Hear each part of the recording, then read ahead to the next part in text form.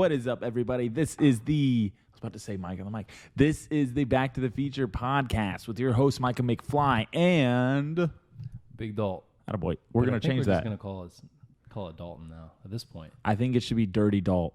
No. Y'all let us know in the comments what the new nickname should be. You should let the fans decide. That'd be a good idea. Yeah. DM us. Let us know what you think the nickname should be. Or should we keep Big Dalt? Who knows? Or should it be D-Money, D-Train? Something like that. Well, D-Train, might get some DMs you don't want if it's D-Train on true, it. Yeah. So I am married.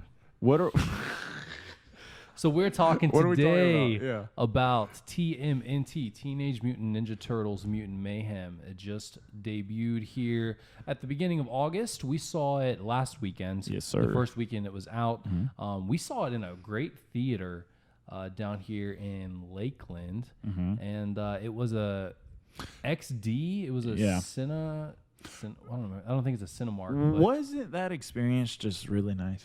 It was. We had great seats. We're right there, like on the floor row. So you're not like bright icy. We were like in the corner. Yeah. The concessions were definitely hitting. Oh yeah, the popcorn was excellent. Yeah.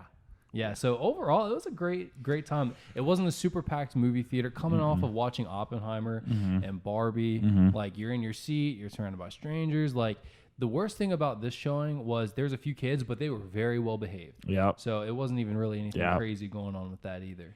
So I gotta say, it was a good experience. Did you enjoy the film? Is it a pass or gas? It is a gas. Absolutely. You know? There it is. I will agree. It is also a gas. I think this is my big takeaway. Here's Micah's hot takes. This is going to be a segment on everyone. I think it is very, very good for other studios to make rivaling. Help me.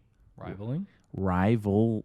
Oh my gosh, bro. Wow. Rivaling content. God, I'm sorry, guys. To Pixar? Yeah. To Sony. Into the Spider-Verse. Yeah. Oh, yeah. I think it was. I think it wasn't as mature. I think the film was definitely made for Gen Z.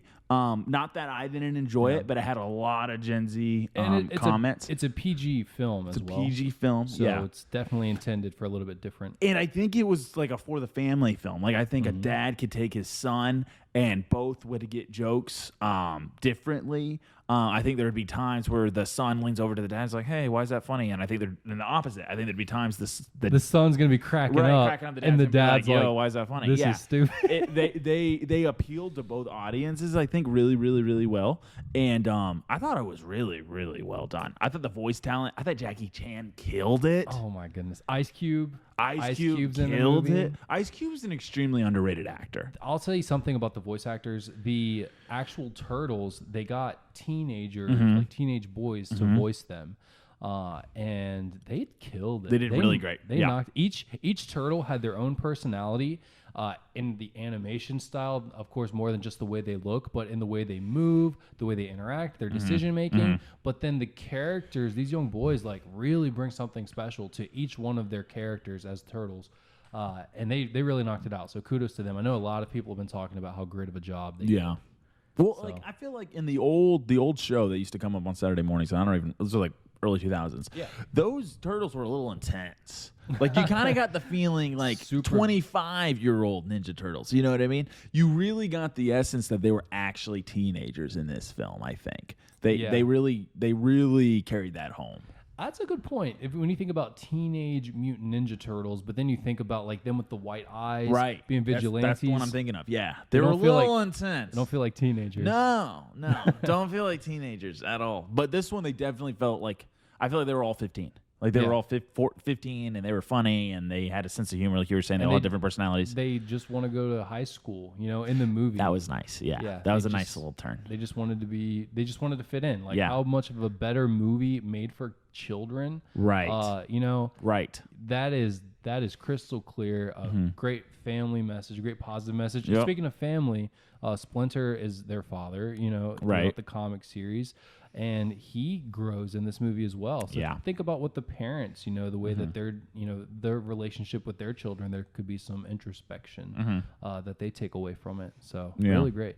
What's cool is the as far as relationships go, and you'll see this on big levels and you'll see this on little levels, and typically it's always wrong. But when there is any kind of relationship that is one-sided, that is a dictatorship, a lot of the time when you see it in a company, it typically doesn't work well. When you see it in a country, it typically doesn't work well. If you see it in a friend group, it doesn't work well. Right. And if you see it in a family, as much as sometimes there's like a head of the household, the father should be a head of the household, when it's like a complete dictatorship, people rebel. And it's super cool that Splinter realizes that. He realizes his wrongs. And he's like, oh, I was very like short-sighted on this. And, 15 years later, and then he's like, oh, no, I was doing wrong. And he sees it. The reason he realizes it is because there's an extremist version of his same belief system, which is Superfly. Yeah. So Superfly and him agree, but he's an extremist. And then he's like, oh no, this isn't the move. You know what I mean? It was an extreme version that made, and you see that. I think that's a real thing. I think that can happen where someone has like an opinion about something, and it could be about anything, and then they see someone else who shares the same opinion, and then they're like, wow, like out of this world about it, and they're like, oh no, that's not the right opinion to have.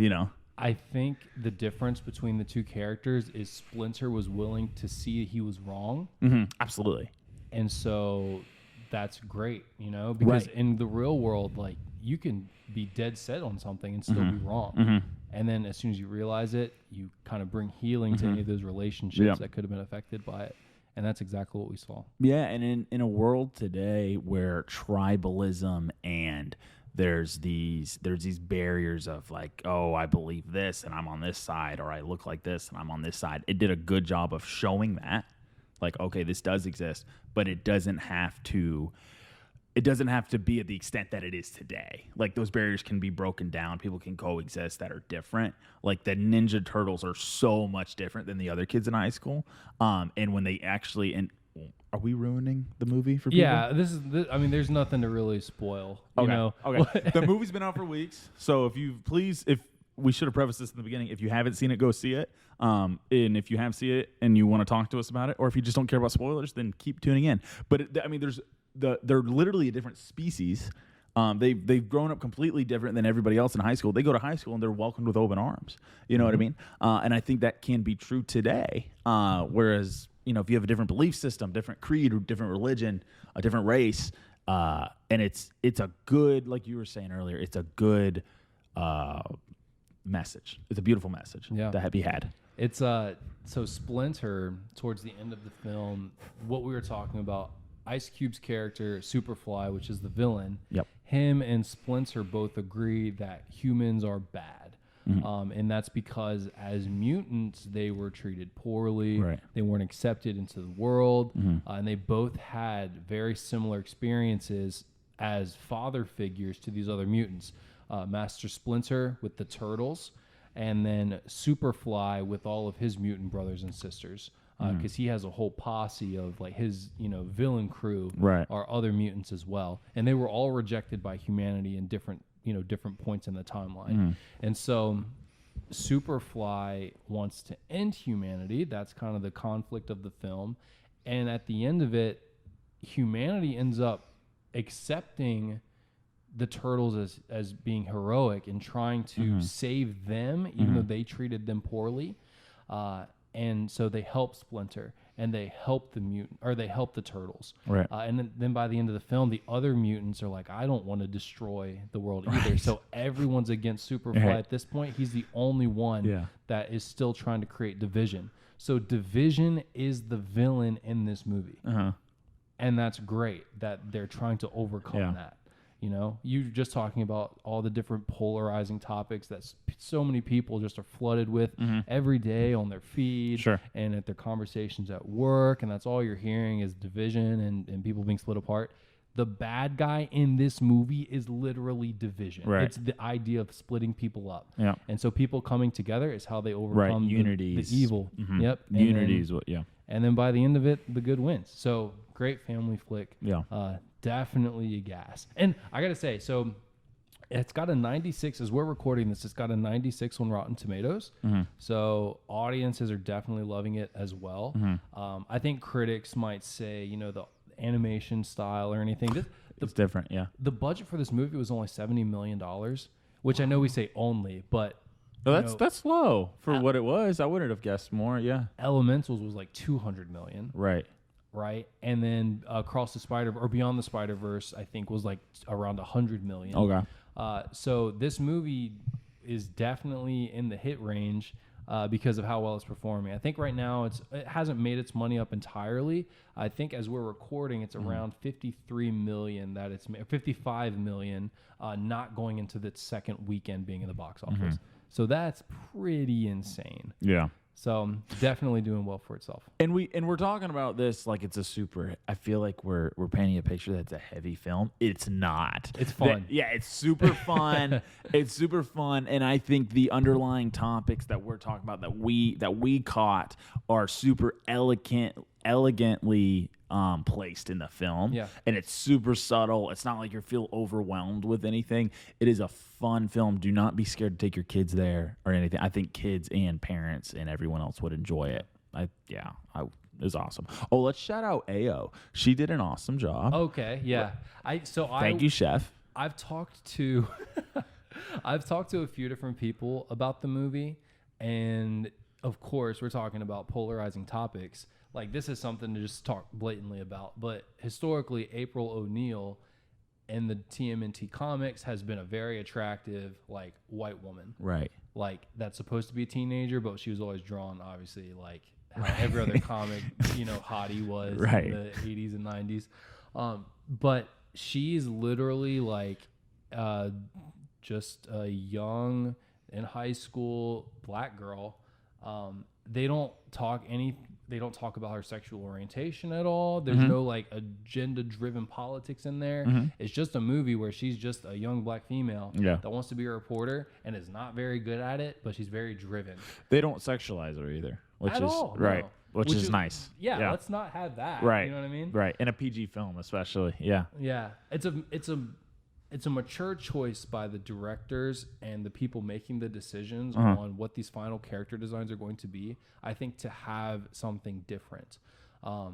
And I like it. It doesn't take away from the film. Like, it doesn't necessarily add anything to the film. Like, it's just a character choice. Right. And now we get to experience it. We get to experience it with April O'Neil being a diverse character.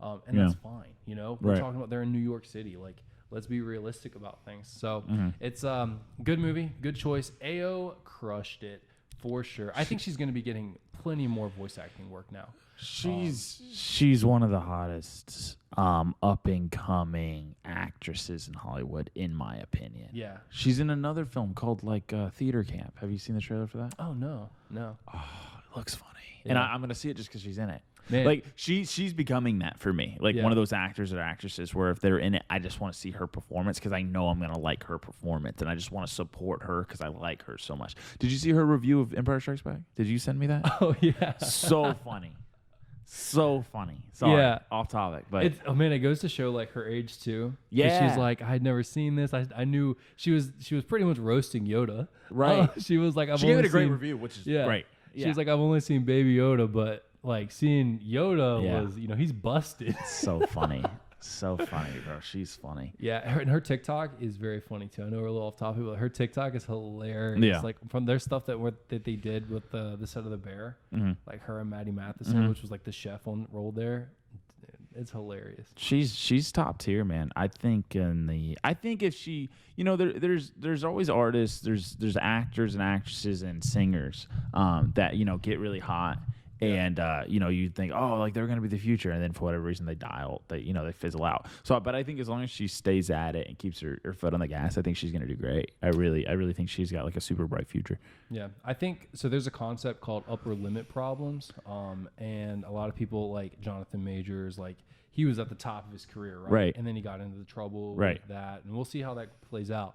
But I hope she doesn't fall into the trap of like getting to that comfortable state, feeling like you don't really earn it or anything, and then she does something stupid. I don't think she'll do that. She seems like a pretty smart kid, and I'm really, really excited to see what she's going to do. How old is she? I will tell you that right now. Oh, you said smart kid, like she was super young. She's younger than us. Is she? Yeah. Not that we're giving away our age on the podcast. Oh, no, she's 27. So she's my age. Yeah. And I just gave away my age on the podcast. That's all right. Well, I'm also 27 over here.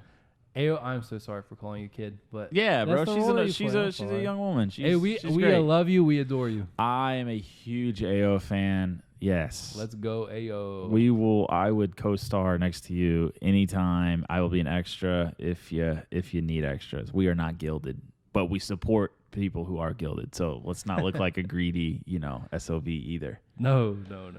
Definitely So back to TMNT. Mm-hmm. You know, Sorry. Ao crushed it out. Jackie Chan Jackie Chan killed it. was amazing. Awesome performance. Here's the thing. I really, really liked it. Really liked it. I thought it was great. I thought it's going to be really good competition for the Spider-Verse and, other animated films like that. I think they're going to make a series out of it based off the ending, right? Mm-hmm. Now, hold on. I don't think it's 96 worthy. Okay. I think, I don't know, bro. I think, like, those high 90s scores are reserved for things that just, like, Absolutely really move me. Exactly. And, like for me, like, what did I give Oppenheimer? Like an 88, I think. Yeah. And I think I gave Barbie an 81. I think it's between there. I think it's like an 86 for me. It was really good. Don't get me wrong. And for the audience, I didn't want to see the film. Dalton was like, "Yo, we need to go see it," and I was like, "Okay." So I didn't have high expectations, and I went in there, and it was awesome, and it rocked. And so, like, I'm gonna be more hyper about it than I was when I thought Oppenheimer was gonna be the best film of the year, and it wasn't. And so now I'm like, okay. So I'm gonna be a little bit lower, but I thought it was great. Yeah. For what it was, I just think it's like an 86.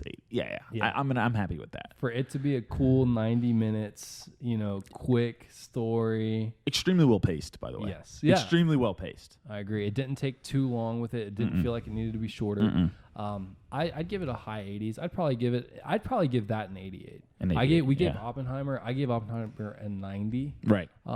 This movie was not Oppenheimer, right? It wasn't supposed to be.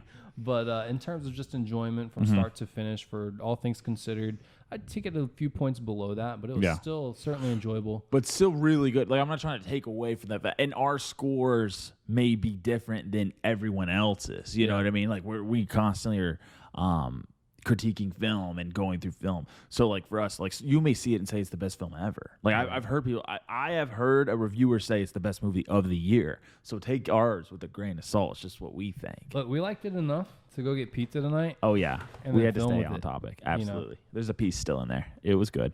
What'd you think? Jets. Shouts out to Jets. Give Jets a score, a Rotten Tomato score. Your wings were, let's say, a 7 out of 10, but the pizza, I'd probably go 9. We got a veggie pizza. The pizza's really so good, man. Yeah, it's definitely in the 9s. Yeah, shouts out to Jets Pizza. Jets is my favorite. Jets is up there. We take sponsorships and free pizza. Thank you. We do. Yeah, absolutely. Jets, come and deliver for us. But no, bro, it was so good. I think the topics the message they tried to get across was clear and clean, and like, I can't say enough about the pacing. I thought the pacing was perfect. It was, you said 9. It was an hour and a half. Yeah. That's so refreshing sometimes. Yeah, super crispy. The last movie we saw in theaters was 3 hours. And going from that to like an hour and a half, you're just like, oh, wow. Like, I still have some popcorn left. You know what I mean? Like, it's nice. I would rather watch that movie twice back to back than watch Oppenheimer again. Yeah. I need a minute to process from that. Yeah. But yeah, I think there's not a whole lot left to say on this one. I mean, honestly, we both really liked it. I think this, for like young boys or even some young girls too, like, this will probably be their favorite movie, like, growing up. This will be a staple for them, especially if they continue on with like a trilogy or anything like that. Because Nickelodeon Studios, if this is what they're coming out the gate with, they hit a home run. And for y'all that don't know, Nickelodeon is owned by Paramount. And Paramount is one of the few film studios. Paramount and Apple Plus, from my research, is one of the few film studios right now that's making money. Well, probably no one right now is making money because of the strikes. But prior to the strikes, everyone else, Disney, Netflix, Hulu, well, Disney owns Hulu, but all the streaming services were going down. Paramount Plus was going up, and the films Paramount was making were going up. So I believe they were making extra money. They're like, okay, we're gonna swing. From what I've read, we're gonna swing for Teenage Mutant Ninja Turtle cartoon. Yeah, and they knocked it out of the park. It was a home run. Happy about that. I'm super happy about it. And so they're making film. So if they can make money to compete with Sony, with Disney, with HBO and Universal. If they can do that, then it's going to create a better. It's going to create better competition, and better content's going to come out. The reason Disney's content has been ass for the last like year or two is because like they became an empire, and they swallowed up all this competition. They swallowed up with Lucasfilms, and they swallowed up Marvel, and these huge entities, and those entities used to create competition. Iron sharpens iron, right? And now there's these other studios that are coming up and creating that competition, and it's so good for the film industry. It's very funny that Marvel may feel threatened, like Pixar might feel threatened with like Into the Spider-Verse when that movie first came out, right? Because that has pioneered so much and will continue to. Like Absolutely. This movie was made because Into the Spider-Verse, 5 years ago, did so well. Right. If Into the Spider-Verse does not have that success, this movie probably doesn't exist. Right. Right. That I'm agreeing with you. I'm phrasing it differently. Sorry. Yeah, I totally agree. Yeah. So, all right, cool. Well, I know you're gassing it out. We gave our ratings on Definitely gas. Yeah, I'm gonna give it like, what did I say? 86, something like that. 86. Yeah. Very good. I'm at 88 on it. Hey. Yeah. 88. Cool. Yeah. Sorry, guys. So go ahead. This is a short and sweet one. Go ahead. Check us out on our next episode, and if you'd like, check out some of our previous episodes. We just released The Bear season 2. Yep. Also, shouts out to Io. Is that how you say it? Io. Io. I was saying Ao. I don't know. We really love appreciate you. Yeah, we love and appreciate your art. Thank you so much. But yeah, so we have a few other episodes out there. Check us out on Instagram. Check us out on TikTok. The video podcasts are available on YouTube. If you're just an audio person, check us out on Spotify, Apple Podcasts, iHeartRadio. Did we fix the Apple Podcast issue?